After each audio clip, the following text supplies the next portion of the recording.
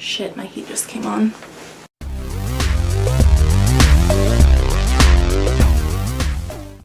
Hey, it's Sue in the restricted section. Today I'm going to do my March wrap up plus April TBR. So let's get into it.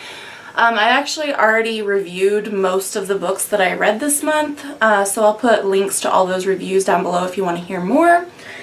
I started out strong this month, but then it petered off pretty quickly and I didn't read that much at the end of the month. But I did manage to finish 5 books. And the first one was Imago by Octavia Butler. This is the 3rd book in the Xenogenesis trilogy. And Megan and I did a full review, spoiler-free review of this, plus a not spoiler-free discussion video. And this book was absolutely amazing. This whole series was amazing. I gave it 5 stars, and Imago was my favorite book in the trilogy, though all 3 books were great. And I just like bow down to Queen Octavia Butler because she's amazing and I want to read everything she's ever written now. So, started off good. The next book I read was The Tombs of Atuan by Ursula K. Le Guin, and this is the 2nd book in the Earthsea cycle, which is a fantasy series. I did a review of this plus the 1st book in the series, which was A Wizard of Earthsea. I did enjoy this book quite a bit more than the 1st book. I thought the setting was more interesting and more well developed because it was set in a much smaller area, and the book's quite short, just like the 1st book was quite short. And I also liked the main character, Tenar, better than I liked Ged. I don't dislike Ged, I just don't really care that much about him. Which makes me wonder if I want to bother continuing on in the series because he is the main character of the series. He's in this book, but he shows up about halfway through it. And so, I don't know, I might see if the library has the other books in the series, but I'm not like super excited about continuing with it. So I gave that one 4 stars because I did really like this book. Then the 3rd book I read this month is the only one that I really didn't like, and that was The Radleys by Matt Haig. I picked this up at a library sale last year, and I had read one book by him before. It was The Humans, and a lot of people loved that book, but I kind of didn't think it was that great. So I thought I'd give him another shot with this one, and I liked this one even less.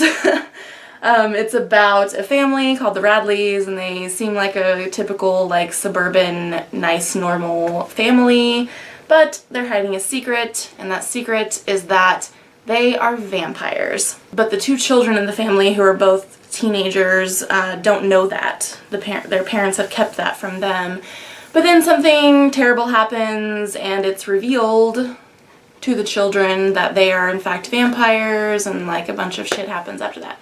It started off fun, like I thought it would be a fun quick read, and it started off that way. The first like 50 or 60 pages I was enjoying, but then I just like, I don't know, something happened and I just stopped giving a shit. None of the characters were that great, I didn't care about any of them, the plot was pretty meh, and I ended up like skim reading the last part of it because I just couldn't bring myself to really focus on it because I just didn't, I cared enough that I like kind of wanted to know how it ended, but I mostly just like didn't really give much of a shit. So don't recommend that.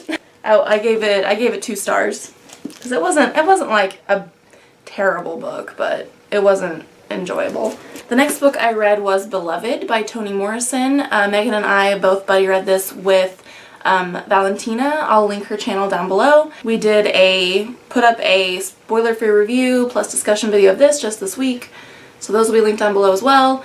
Absolutely fucking love this book. I thought it was brilliant and beautifully written, and it's one of those books that it's pretty short. It's less than 300 pages, I believe. Yeah, 275, but there's so much complexity and symbolism and just so much crammed into this book that I could probably read it over and over and over again and keep getting more out of it. So I love this book, gave it 5 stars, definitely recommend it. The last book I completed was Midnight in the Garden of Good and Evil by John Berendt. I did a review of this one as well. This is like a Southern classic that is kind of part travel memoir and part true crime, set in Savannah, Georgia. And I really enjoyed it. I thought the characters were all really interesting, and the true crime part was kind of not even the part that I liked the most about it. And it wasn't even, like, if you go into it wanting a true crime book, you might be disappointed because that wasn't really the main focus, I don't feel. Like, the crime doesn't even happen until halfway through the book, but overall I really enjoyed it, and I gave it 4 stars. And that's all the books I completed this month. So let's get into my April TBR. So first up on the list is my March TBR jar pick, which I didn't finish. I have started it, but it is The Dispossessed by Ursula K. Le Guin.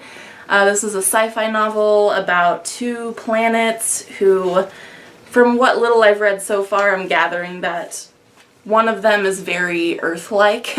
Somewhere back in their history, there was like, you know, war disagreements, and people broke off and went to a different planet. And so now a physicist from that planet has come back to this Earth-like planet, and the goal is to reunite these 2 planets. And I am enjoying it so far. I haven't had as much time to read lately because I have been busier, plus ever since daylight savings time I haven't been waking up as early anymore. I just fucked my whole sleep schedule up. And so I used to wake up at like 6:30 and then read for like an hour and a half before I had to start working. But now I haven't really been doing that at all, so I haven't been getting nearly as much reading in, but hopefully I'll get back on track and get back into doing that. But yeah, this book, I'm liking it so far. I'm not that far into it. I think I'm like 55 pages. I'm liking it. I'm not loving it yet, but I'm hoping I'll get there because I've heard really great things about this. And the next book that I plan to read in April is Exit West by Mohsin Hamid. And this is a book that just came out that I've been hearing really great things about. This is about a couple who lives in a very war-torn area, and they have to leave, and there's some like magical realism involved. Like, there are doors that when you enter them you go to another place, but you don't know what to expect on the other side. So will it be better? Who knows? So, you know, it's definitely has a lot to do with immigration and the refugee situation that we have right now. So I'm pretty excited to read this. Like I said, I've heard fantastic things about it, and it's surprisingly very short. Like, the font is huge, and there's only like 200 pages, so I was surprised by that. But yes, I plan to read that after I finish The Dispossessed. And then I have my book club's pick for April, which was I pitched books for this month, so hopefully this turns out to be good. But it is Brief Interviews with Hideous Men by David Foster Wallace, and this is a collection of short stories. They're all fictional, I do believe, but they are interviews with men about their relationships with women. And I've read Consider the Lobster last year, which was a collection of nonfiction essays, and I really like David Foster Wallace's writing. I hate his fucking footnotes, which I see that this book does indeed have footnotes, although it doesn't seem to have as many. No, there's still quite a few. There's a lot of footnotes in here. I don't know why did he do that? Why? But hopefully this will be an interesting one to discuss with a group full of ladies. And then this is one that I would like to get to, and that is The Power of Habit: Why We Do What We Do in Life and Business by Charles Duhigg. And this is about habit, what it is, why it's important, all that stuff. And I have a problem with not having good habits in my life and good routine, and it really just makes my life more stressful because I don't get shit done when I need to get it done. So I'm hoping maybe this book might help me out a little bit. And then lastly, even though I haven't finished my TBR jar pick from last month, I'm going to go ahead and pick one for April that I'll hopefully be able to finish this time. So let's do it. I don't know why I shake it, because I don't think it does anything. They're too crammed in here. Alright.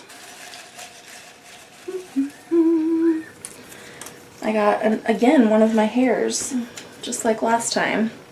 The Chrysalids. I just purchased this book. That happened last month too. And I even crammed my hand down there to make sure that I don't get just the new ones, but alright, let me go grab that book. So here it is, The Chrysalids by John Wyndham. This is a book about some mutants, I believe. A boy and his cousin have some sort of, are like mutants of some sort. I don't know, I've heard that this book is pretty disturbing. It says, remains fresh and disturbing in an entirely unexpected way. So, we'll see. It's a fairly short one, so maybe I'll actually be able to finish it. But, yeah, and I got this from Book Outlet, partly because I just really liked the cover. But, you know, I wanted to read it too, so I plan to read The Chrysalids in April. Alright, and that's going to be it for me today. Let me know how your March reading month went, and there'll be links below where you can find myself and Meg and other places on the internet. If you haven't subscribed yet, please do, and I'll see you guys next time. Bye!